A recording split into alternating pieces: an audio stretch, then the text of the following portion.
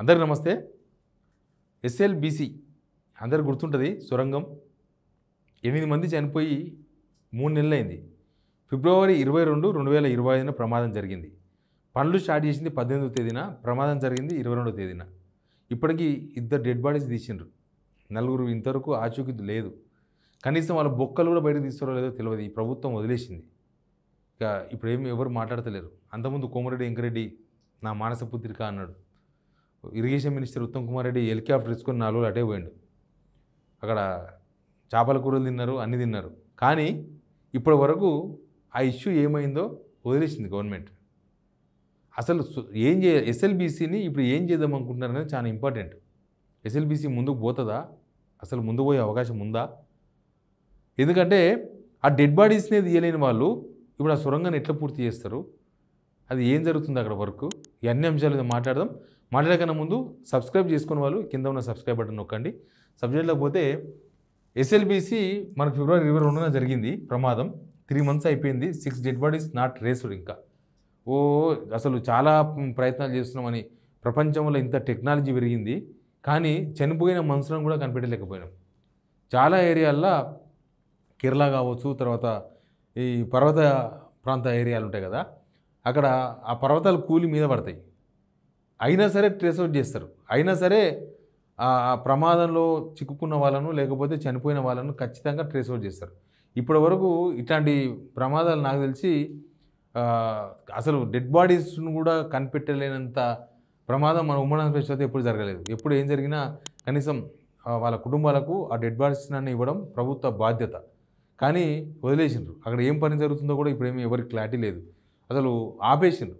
అక్కడ trace out చేయడం, అసలు ఆ చనిపోయిన మిగతా 6 మందిని చనిపోయిన ఎట్లా, ఆ 6 మందిని ఎట్లా బయటికి తీసుకురావాలి, డెడ్ బాడీస్ అన్ని తీసుకొచ్చి కుటుంబాలకు ఇద్దామన్న ప్రయత్నం కూడా ప్రభుత్వం విరమించుకున్నది. ఇప్పుడు సొరంగం ఇట్లుంటే ఇక్కడ పక్క కూలింది, ఇంకా 10 kilometers సొరంగం పూర్తి చేయాల్సింది. ఇదంతా అయిపోయింది. ఇప్పుడు ఇక్కడ పనులు ఆపేసిండ్రు. మొత్తం పనులు ఆపేసిండ్రు. పనులు ఆపేయడం అంటే కనీసం సర్చింగ్ కూడా ఆపేసిండ్రు. కనీసం ఆ 6 వాళ్ళ డెడ్ బాడీస్ తీద్దాం అనే ప్రయత్నాలు కూడా గవర్నమెంట్ మానేసింది. అది గవర్నమెంట్ సమాధానం చెప్పుకోవాలి. అసలు వదిలేసిండ్రు మొత్తానికి. మొత్తం ఫిబ్రవరి 22, మార్చి 22, ఏప్రిల్ 22, మే 22 వస్తుంది. తర్వాత ఇప్పుడు ఏం చేసినట్టే పనులు ఇక్కడ నుంచి స్టార్ట్ చేసే ప్రయత్నాలు జరుగుతున్నాయి. ఇక్కడ నుంచి ఇరకపోయింది కదా మొత్తం. ఇక్కడ బోరింగ్ మిషన్ మొత్తం ఆగిపోయింది. ఇక్కడ బోరింగ్ మిషన్కు మళ్ళీ అమెరికా నుంచి బేరింగ్ తెప్పించి ఏదో వేరే కంపెనీ ద్వారా పనులు చేయించే ప్రయత్నం చేస్తున్నారు. అసలు కోమరెడ్డి వెంకరెడ్డి అయితే అడ్రస్కే లేడు. కోమరెడ్డి వెంకరెడ్డి అసలు ఇదంతా రాజకీయ కారణాల వల్ల ఆగిపోయింది.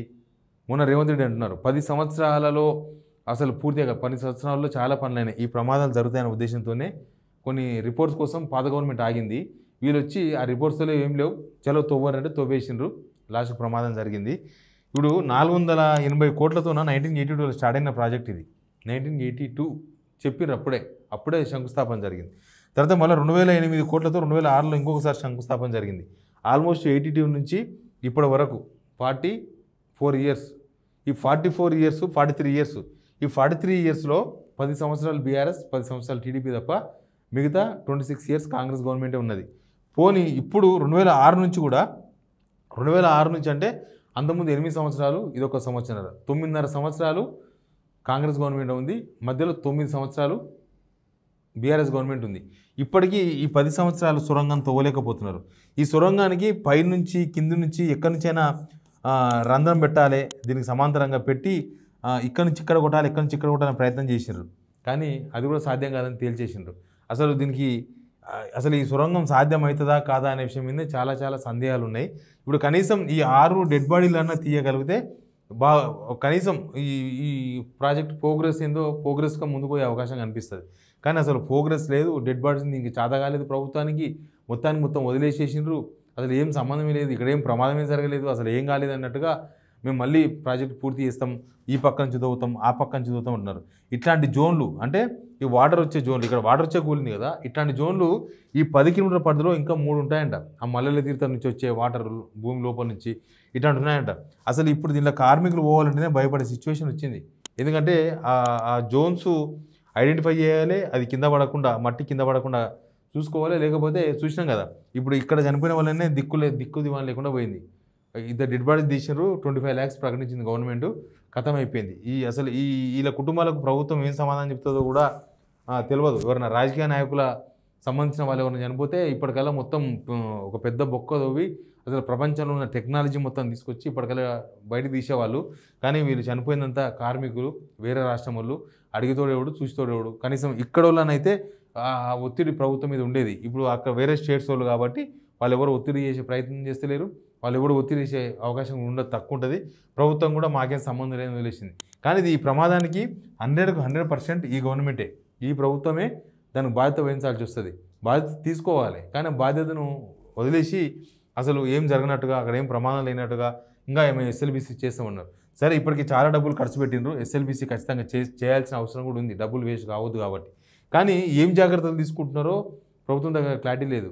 ఇరిగేషన్ మినిస్టర్ ఉత్తమ్ కుమార్ రెడ్డి గారు అప్పట్లో పోయినరు, మళ్ళీ పోతలేడు, బంద్ చేసిండు. కోమరెడ్డి వెంకరెడ్డి అప్పట్లో పోయించిండు, బంద్ చేసిండు. రేవంత్ రెడ్డి ఈ ప్రతిపక్షాల బాధ తట్టుకోలేక ఒకరోజు పోయించిండు. ఒక రోజు సాయంత్రం పూట పోయి సమీక్ష అన్నాడు, అయిపోయింది. 1 month అయిన తర్వాత ఒకరోజు సమీక్ష చేసిండు, అయిపోయింది. 2 months అయింది, నో సమీక్ష. 3 months అయింది, నో సమీక్ష. అసలు సమీక్ష లేవు, ఏం లేవు. ఇరిగేషన్ ప్రాజెక్టులు కట్టడం అంటే ఒక బాధ్యత. ఇరిగేషన్ ప్రాజెక్టులు జరిగే ప్రమాదాలకు కూడా ప్రభుత్వమే బాధ్యత వహించాలి. అక్కడ జరిగితే ఎంబడే దాన్ని ఆ ప్రమాదం నుంచి ఎంబడే ఆ నష్టం నుంచి తేరుకునే విధంగా, ఆ నష్టం నుంచి బయట తీసుకొచ్చే విధంగా ప్రభుత్వం ప్రయత్నం చేయాలి. కానీ ఏం ప్రయత్నాలు నడుస్తున్నావో ఏమో, అసలు దాని మీద రివ్యూ లేవు, ఏం లేవు. మినిస్టర్ల అందాల పోటీలు ఈ దిల్లులో సంబరాల్లో తెలిపారు. మా మామనార్ మినిస్టర్ జూపల్లి కృష్ణారావు పొద్దుగాలిసి అందాల పోటీలని పొద్దుగాలిసి రాత్రి వరకు, ఆయనకేం పని లేదు, వేరే పని ఏం పెట్టుకోలే. ఇంకా మా చీఫ్ మినిస్టర్ రేవంత్ రెడ్డి మా జిల్లానే, ఆయన అందాల పోటీలో ఉన్నాడు. సొంత పార్టీ లీడర్ కలుస్తామంటేనే అందాల పోటీలో బిజీ ఉన్నారని చెప్తున్నారు వాళ్ళు. ఇక ఉత్తమ్ కుమార్ రెడ్డి గారు ఆయన పని ఆయన ఉన్నాడు. అంతేగాని ఎస్ఎల్బీసీలో ఆ ఇరుక్కపోయిన 6 మందిని బయటకు తీసుకొద్దాం, లేకపోతే ఈ ప్రాజెక్ట్ని ఎట్లా ముందుకు తీసుకుపోదాం, ఏం చేయాలనే ప్లానింగు, ప్రిప్లానింగు, టెక్నాలజీలు ఏమీ లేవు. బట్ మన డబ్బులన్నీ కూడా వేస్ట్ అయినాయి. 6 ప్రాణాలు పోయినాయి, డబ్బుల కన్నా ఎక్కువ 6 ప్రాణాలు దానిలో ఇరుక్కపోయినాయి. ప్రభుత్వం ఇప్పటిదాకా స్పందించకపోవడం అనేది వాళ్ళ బాధ్యతకు నిదర్శనం. Please subscribe signal TV.